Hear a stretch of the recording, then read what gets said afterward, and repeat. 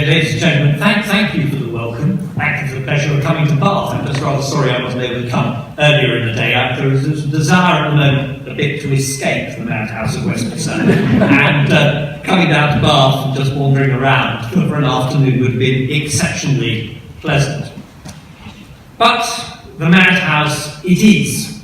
And what I wanted to do this evening in coming to see you was to try and just look for a moment at how we've got where we are. I don't want to dwell too much on the past, but I think it's quite important that we look at it. And then try to consider how we get ourselves out of the difficulties that we are now facing. Now obviously, very kind to introduce me as a quiet voice of reason, but I have to admit that I do have views on this subject. I mean, I've been variously described as a traitor, a rebel commander, and I think somebody was trying to flatter me when they said I was a bespectacled Che Guevara. Also described as the Grand Old Duke of York, which I think was intended to be rather less flattering. But I have been trying over the last 2 years, and perhaps even before it, just to try to see if we can identify what the problem is for us in this country and whether there's a way of resolving it. Because what I have absolutely no doubt about is that we are in the middle of a revolutionary period in our history. In fact, in peacetime, I don't think we've ever experienced anything like it since the 17th century. It divides families, divides generations, divides political parties, divides friends.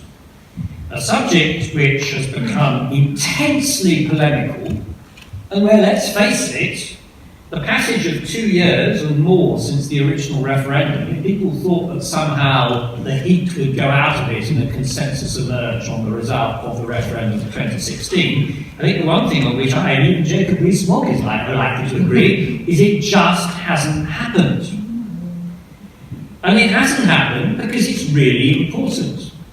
It goes to the very root of our identity as British citizens, our way we view our place in the world, and it also goes really deep, I think, into our hidden anxieties and aspirations and hopes about what our future, for not just ourselves, but for children and grandchildren and future generations might be about.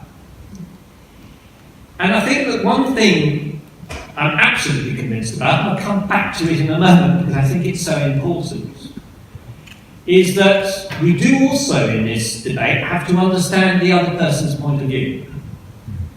Because if we don't, we're not going to bring our country together, and above all from the point of view of you and your movement and what brings you here and the flags and everything else, we're not going to win the argument. The argument will be won when we persuade others that in fact what we're trying to put over is correct, not when we yaboo them and say, oh, you got it wrong.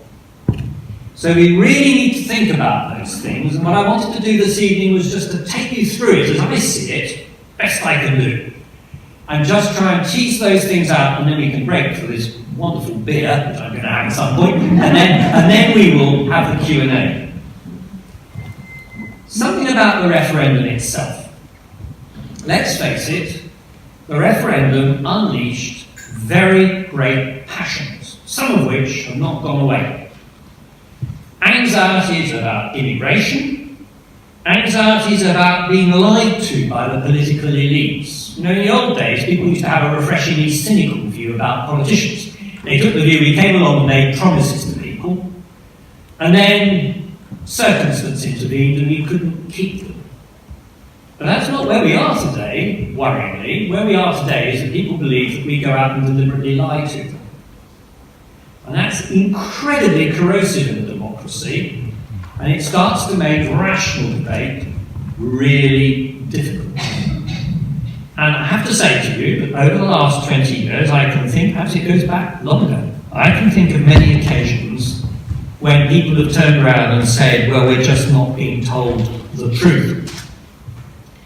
And the difficulty also is that we as a political class, and I plead guilty to this as much as anybody else, with rare exceptions, but actually within the two mainstream political parties, the default position has been that the European Union and our membership of it is a sort of irritating necessity. The positives about EU membership have simply gone completely by default, only to be articulated by a tiny minority. I look at my own party and how progressively over a 20-year period I watched the group that might be positive or to have positives to say about EU membership gradually go. There were lots of them in Parliament in '97, and by the time we got to 2015, there were hardly any left. I mean, rather extraordinary, I'm now the chairman of the Conservative Group for Europe. Now, as I have to admit to you, I've always been quite a Eurosceptic throughout my career. This came as a bit of a shock to me to discover when they came along after the referendum and said, would you like to become the chairman of the Conservative Group for Europe? And I said, yes, please. But that's the extent to which the ground has shifted mysteriously under our feet, and people's views have become, I'm afraid, more and more hostile. So when David Cameron tried to resolve this issue, and David was much given to Houdini tricks. He was the ultimate person for digging a hole for himself and then miraculously getting out of it. But in this case, he didn't. But the difficulty he had was that he wanted to try to clear the air, and as you know, he came out and he said we should vote Remain. But quite frankly, by the time he came around to doing that, despite the fact he'd been over to Brussels and actually got a rather better deal than people had ever appreciated in terms of some of our anxieties, just wasn't listened to. I remember his coming to the Conservative Party and saying, come on guys, we've got to get real. But by then, the damage was done. And I have to say, other political parties, not the Liberal Democrats, but they've always been a minority party, but Labour have also been coloured by this process, as indeed you can now see, because Labour is led. I hope there are Labour supporters in this room, but ultimately Labour is led by somebody who hasn't got the slightest interest in EU membership, I'm afraid, at the moment at all. I think he only sees it as a way towards leaving as a sort of trigger for socialist revolution, which obviously is a view I don't share. But beyond that, he doesn't really seem to be engaged with it. So this argument has gone by default. And frankly, the referendum campaign was very badly conducted for Remain. It was awful, and I wanted to talk about what it is about our European partnership which is important for the future. And actually, the only message that was going out is if you vote leave, then you know there will be economic Armageddon. Well, there may be, but I'm afraid that's not a good argument to make. Where are the positives? The Leave campaign was able to feed into this massive amount of discontent, which could manifest itself by saying, I'm going to show that I have a voice, and the voice is to say I reject what the political elites are telling me. And that's why we've landed ourselves where we are. Now, that referendum is up, we may not like it, but we offered the referendum, and it came up with a result which may be a small majority, but it was a clear majority saying we've got to leave. And that places Parliament in a great dilemma. And some people wrote to me afterwards and said we should ignore it. Well, I'm afraid that's just not on. You have to. You can't go around in a democracy and say to people, we're simply going to ignore it when we offered you something and said we would implement it. There's bad enough discontent with the political class, but that would just be catastrophic. And in fairness, the Conservative Party did something which it usually does in emergencies. It was quite entertaining, really. I mean, it came together, it decided the last thing it wanted was a leadership election which was prolonged.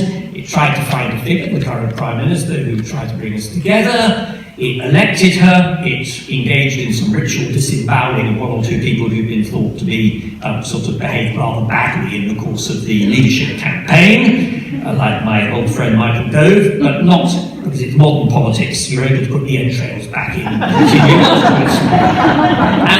And he's back.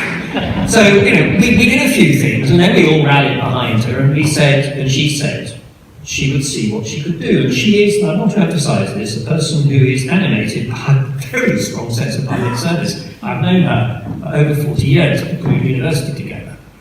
And I've absolutely no doubt that she wants to do her best for the country. But equally, I think it's right to say that in approaching this matter, she's taken a very clear view that the only answer to the question is to implement Brexit. And yet there she is, being repeatedly asked by journalists over and over again, so Prime Minister, we'll all be better off when we're out, will we? And being an honest person, she refuses to answer. And she refuses to answer because she knows, and indeed, if it wasn't clear 2 years ago, it's abundantly clear now, but it must be apparent that in fact we are in the process of doing ourselves a unique amount of damage. I've described this as an exercise in self-mutilation, and that is what we are embarked upon. Of course, I can't predict where we're going to be in 30 years' time. I mean, the EU could collapse, all sorts of things could happen. And it might be that through all this trauma, we will pull ourselves through and the UK will do better than people expected. None of us as politicians can answer that question. But I think it's pretty clear when you look at what's going to happen in the short to medium term, is that we are going to be impoverished. We are going to lose inward investment.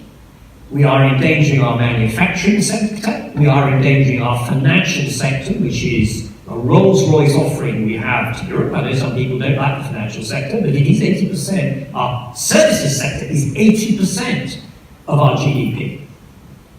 We're endangering all that, and frankly, as I can tell you, my view is, with an interest in defence and national security, we're endangering our national security. And we're going to do that in an environment where we are surrounded, I'm afraid, by increasingly hostile actors. Massive disturbance in sub-Saharan Africa and the Middle East. Droves of people on the move trying to find a better future. And a Russia that has become extremely predatory and completely regardless of international rules in its behaviour. And in the middle of all that, we're creating chaos for our partners in the EU and ultimately for ourselves, and it is reducing our influence on the world stage, whereas actually, in the last 40 years, with both political parties, we found ourselves a niche that we were occupying, which isn't about imperial grandeur, but actually is about an ethics-based, rules-based society with a lot to offer the world and a real capacity to promote liberal democracy, freedom, and the rule of law, for which we are immensely respected on a worldwide basis. And all that is being called into question. So the Prime Minister goes off, and she tries to negotiate. She tries to negotiate.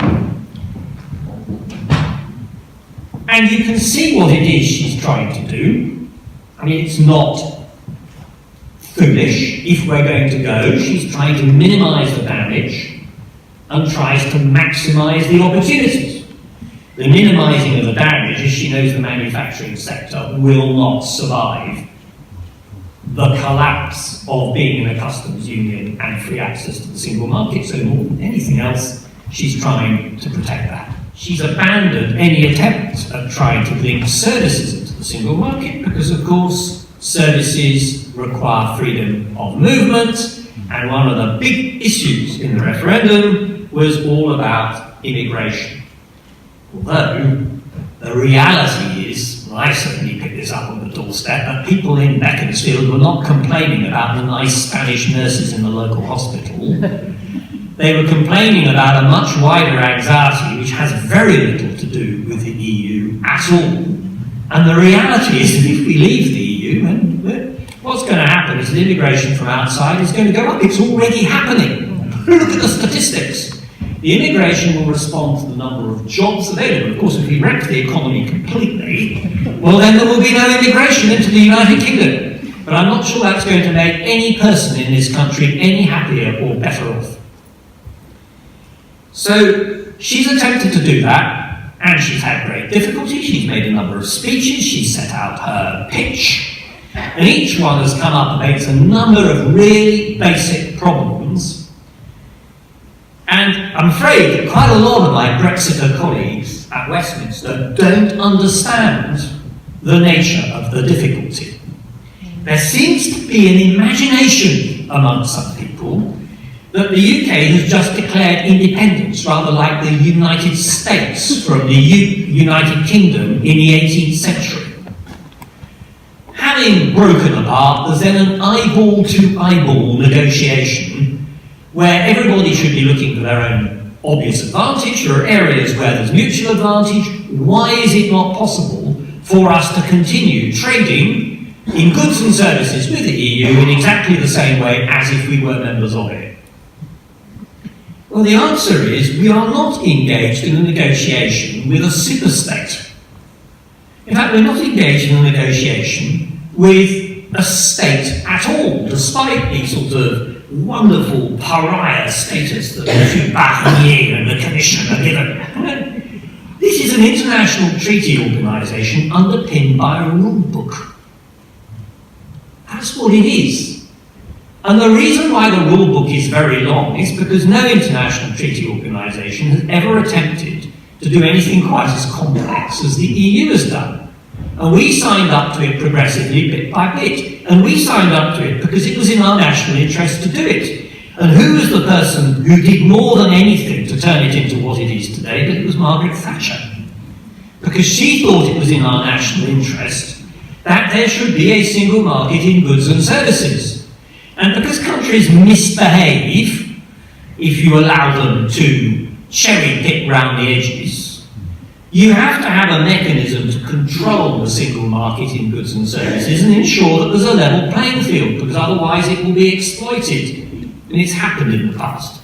We had to take France to the European Court of Justice, you may remember, at the end of the foot and mouth, the BSE scare, because they were using the excuse of hygiene, phytosanitary arguments to prevent us exporting lamb to France and beef particularly for that, because they said it was, it might contaminate. It was totally spurious rubbish. It was to protect French farmers, and we had to take them to the ECJ, and the ECJ said we're breaking the rules. I think they fined them €9 million a day until they changed their policy. That's why the European Court of Justice exists.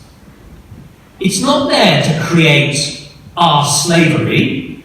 It is there to provide a structure by which countries which otherwise will have competing interests can cooperate together, but with a system which does have sanctions if you breach the rules. And the trouble is, what we're going along and saying to our EU partners is, please allow us to continue to participate fully in virtually everything you're doing, home affairs, justice, Galileo, everything, but please, we don't wish to be bound by the rules because it defends our national sovereignty and we want to take back control. It can't be done. And the whole of the negotiating process has been utterly bedevilled, it seems to me, by the fact that we have unrealistic expectations of our EU partners, and then they come along and say, when they come along and say, well, you can't have this, we get angry. It's a very sort of British phenomenon. And that's why we are where we are. Now, in fairness, the Prime Minister bringing out the Chequers plan knows this all very well, and she was trying to achieve something which resolved a number of different issues. As I say, she abandoned services because she thinks that we'll probably have to deregulate our service sector. I think that's her intention, and we will just have to take the hit, which is going to be very big. Lots of banks are already moving staff over. And of course the financial sector. It was only 2 days ago, my very nice insurer of my house wrote to me and said that in future the company was incorporated in Luxembourg. So it's happening now. For goods and services, she wants to preserve the access, what's equivalent to a regular customs arrangement, and access into a single market. The trouble is that is very hard to achieve unless we went into a customs union, and the Northern Ireland issue keeps on raising its head, and our obligations to Northern Ireland under the Good Friday Agreement. And there's no point in getting worked up about it. We signed up to this, and while it doesn't say that we have to be in the European Union with the Irish government, it presupposed that we were both in. Now, of course, you can pull out of a treaty. We've done it in the past, as long as you give proper notice. But is that what we want to do to our closest neighbour, and in many ways, although it's a small country, our closest partner, with whom we've been working together to try to secure peace in an area of our country which has been bedevilled by violence? We don't. The Prime Minister doesn't. And of course, she also knows that she doesn't want to be the Prime Minister who goes down in history as being there when the United Kingdom broke up. And I'm afraid I have to say to you that there is a serious risk that the United Kingdom will break up. Interestingly, Northern Ireland is without the slightest doubt the place where that's most likely to happen, because the reality is that the union of Northern Ireland and the United Kingdom has been entirely underpinned for years by moderate nationalists who think it's a much better arrangement than a return to violence. And if they decide they don't want it, then the majority is extraordinarily tight, and probably in the next 5 to 10 years, the demographics may shift. And all sensible unionists in Northern Ireland know this very well. So that's the first place, and of course whether that could then be achieved without violence is very difficult to predict. And Scotland. Actually, Nicola Sturgeon hasn't derived much benefit from Brexit in the short term, because she's seen as being rather obsessed with the referendum on another subject. But I have to say to you, in the longer term, if Brexit is not a success, I'll come back to that in a moment, then yes, of course it will be fuel for nationalists who want to break up the United Kingdom. But I am shocked, I can only describe it this way, the cavalier attitude of some of my Conservative supporters in my constituency who just seem to think it doesn't matter. And I'm a unionist to my fingertips, and I think it does. And quite apart from anything else, this sort of exhibition in isolationism, slowly sort of going down to a smaller and smaller entity, doesn't strike me as a sign of national self-confidence. So the Prime Minister's got a problem. She's gone to Salzburg, we've heard this afternoon. I can't say that the response from the EU came as any surprise, because I think that what they would like to do is to put us into a customs union. I think that's what they would like. Although the customs union then has huge problems for the Prime Ministers to sell to large sections of my party, because it means, at that point, that you can't do international trade deals. Now, I don't understand, of all the topics that have come up, the one I understand least is the one about international trade deals. Germany does 4 times as much trade with China quite comfortably whilst we do, whilst remaining in the EU. Our ministers can sally around the world and and try to get business for UK PLC, and should be doing it, and in many cases our EU membership is entirely irrelevant.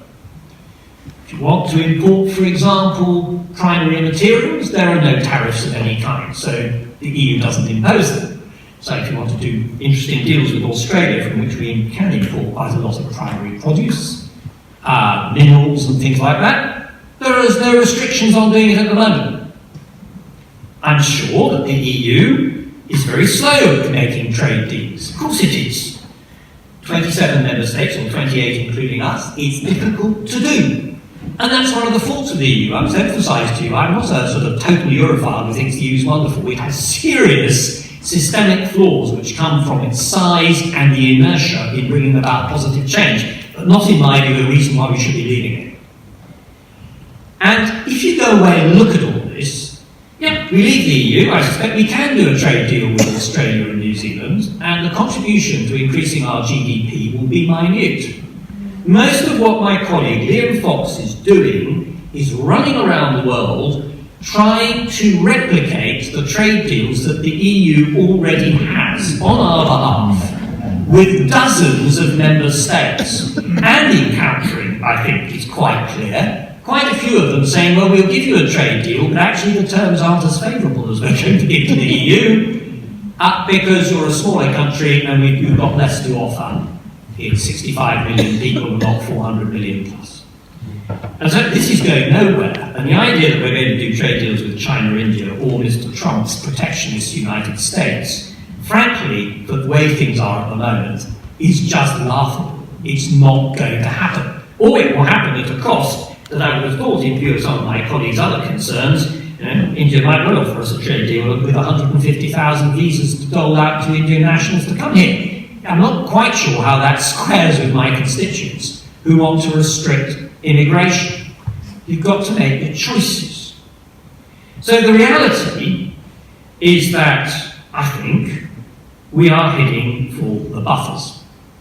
I don't think the EU wants to be the author of bringing down the negotiations. In fact, everything I've seen and heard from talking to people is that they don't want to do that. I think they will offer us something.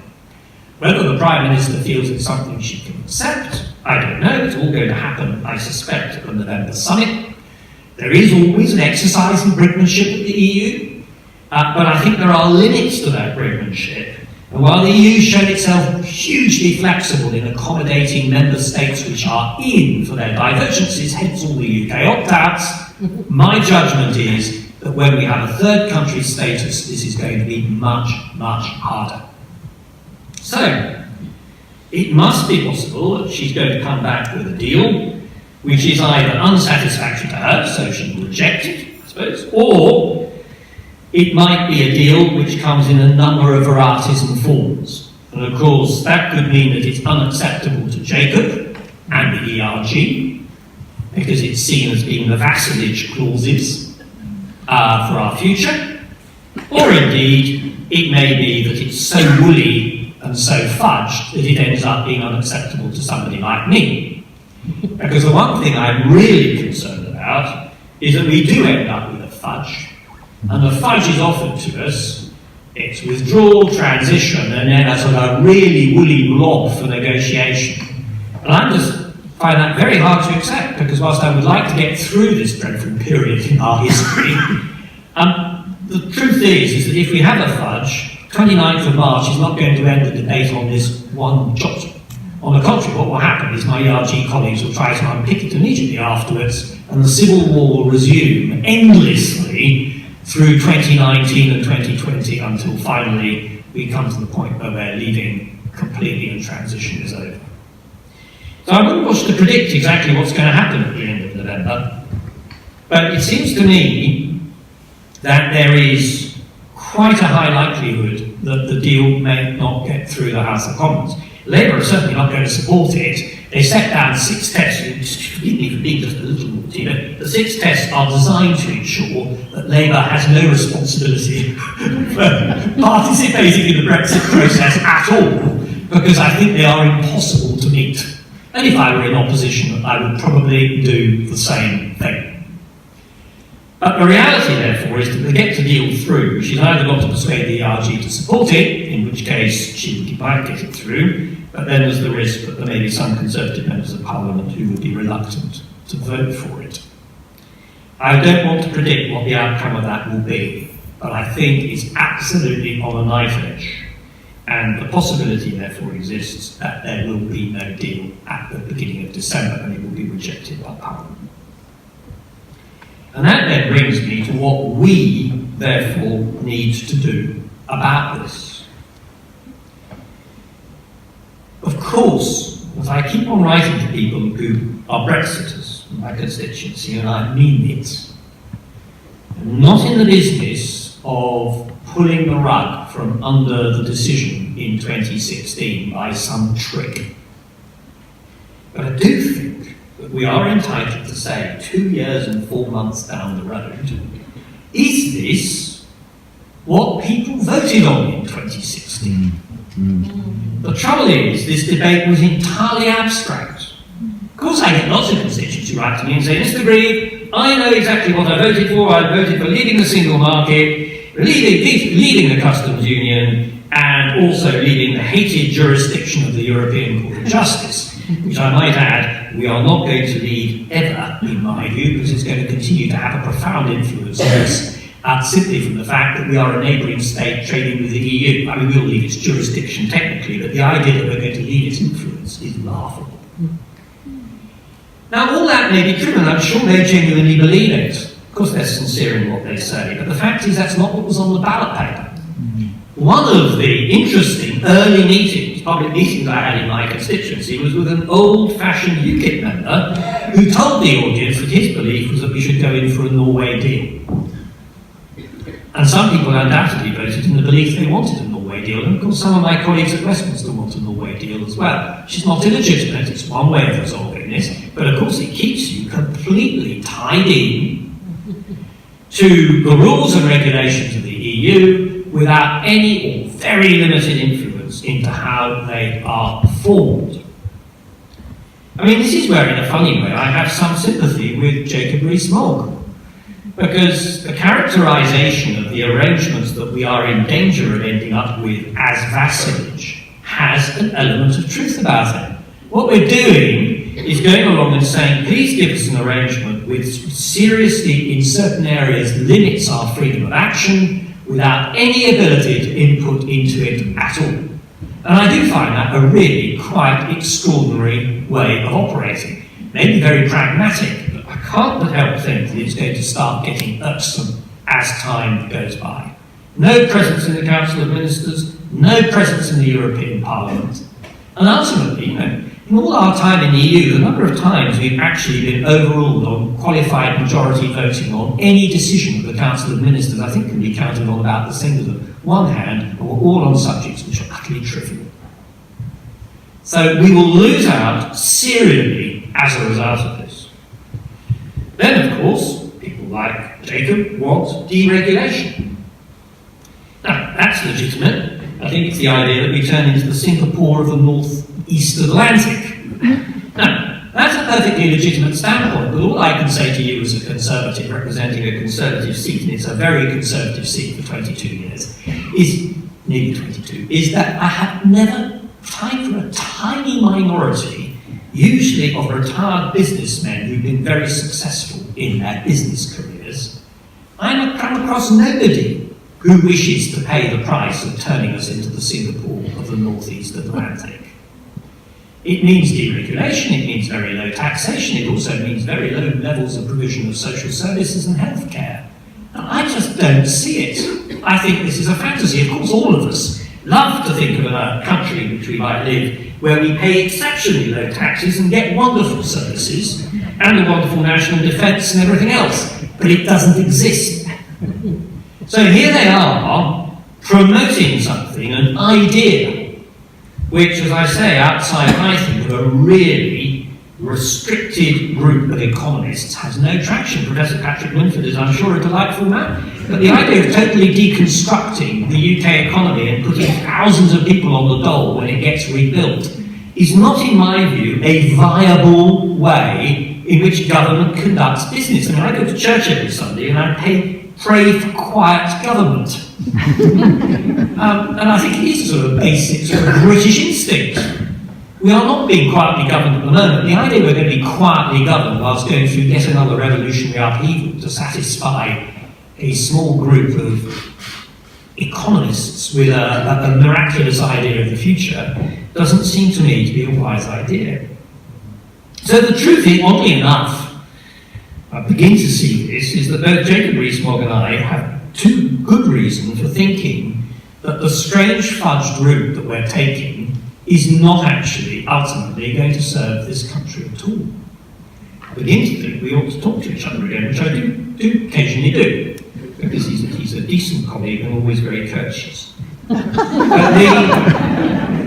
But the reality is that this deal looks to me to be a pretty bad one. And increasingly today at Westminster, people were coming out who I would describe as loyalists, saying this deal isn't good. Now, if the penny is dropping for that surely, taking me back, is the good reason why we should now say, surely we need to think about this again.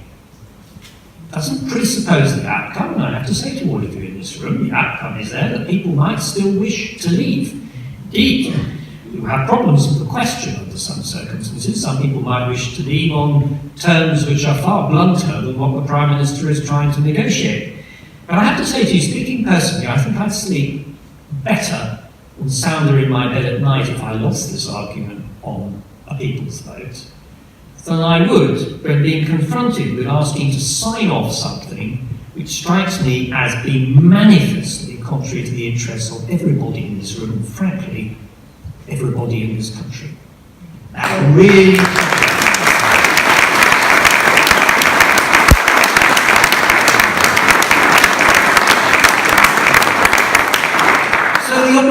is there, but how are we going to go about it? And it's in many ways down to you. And I can do my best. I suspect I'm going to have to do lots more of these meetings over the next few months until we've got this thing over with.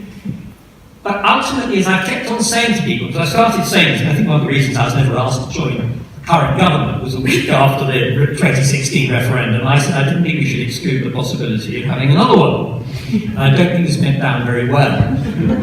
But actually, the more time goes by, the stronger I feel about this. But we will only, first of all, secure it. And there are some real complexities, and the Labour Party is critical. And if the Labour Party doesn't step up to the mark on this, it will not happen. I have to say this to you. So next week, the Labour Party conference is going to be fundamentally important to whether this can be achieved or not. But in addition to that, we will not win it if we go out and just say to people, you made a foolish mistake. Because people are proud, and they have their dignity, and also have their views.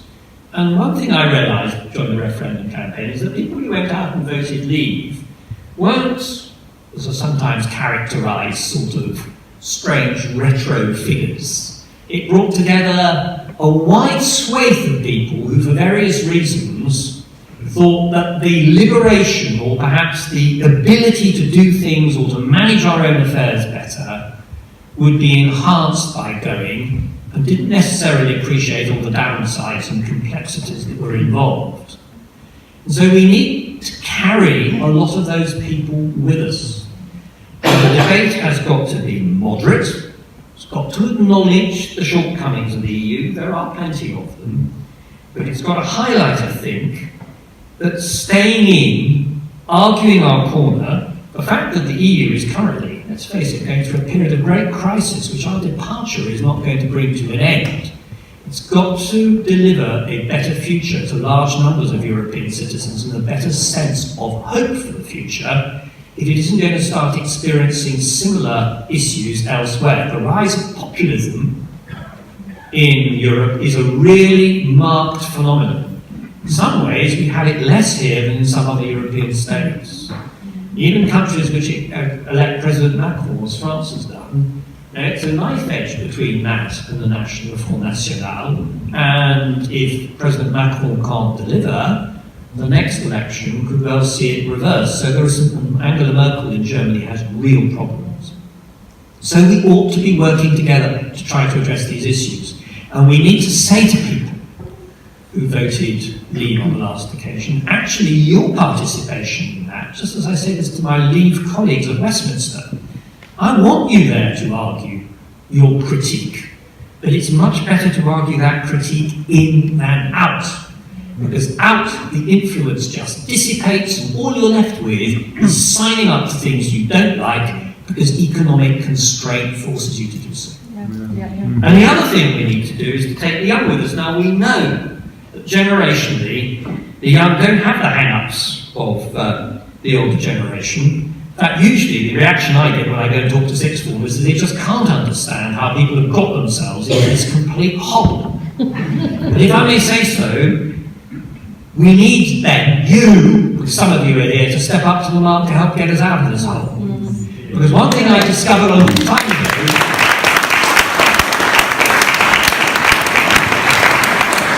is that if you want to change people's opinion, there's some very interesting things going on. You may have noticed that opinion polling shows some marked changes, particularly in Labour seats.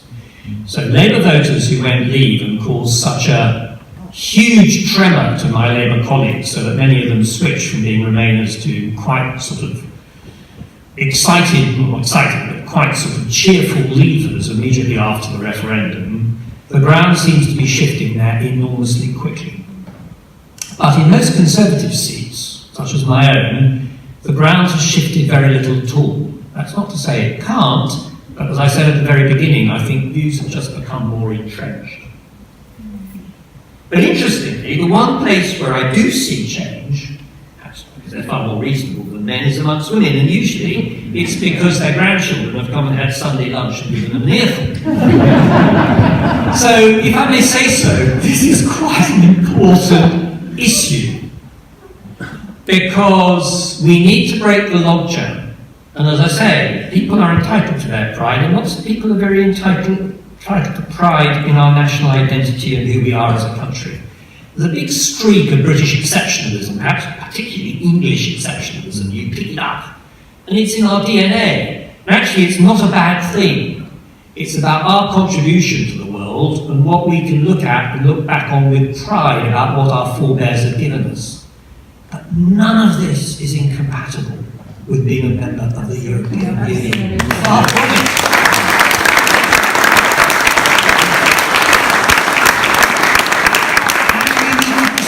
Them that they can use that pride and actually use it to influence the EU into change and development in the way that we would need.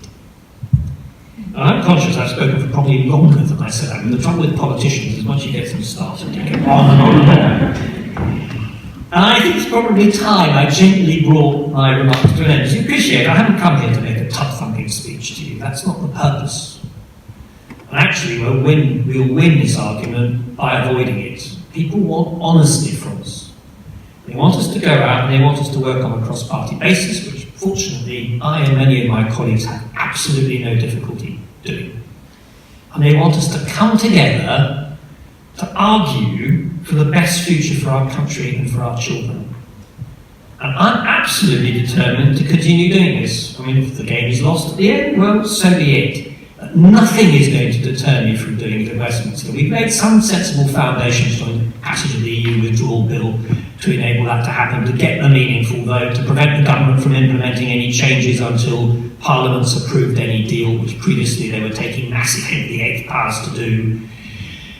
Occasionally, it's true, I've backed off, but usually it's because I didn't want to bring about some rupture in relations with colleagues, because ultimately if you can't influence colleagues, you just isolate yourselves.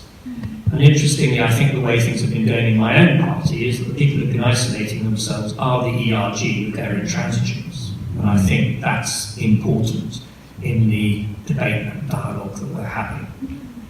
And ultimately, we've got to look beyond this and know that when it's all over, whatever the outcome, I hope an outcome where we can get this people's vote and consult people.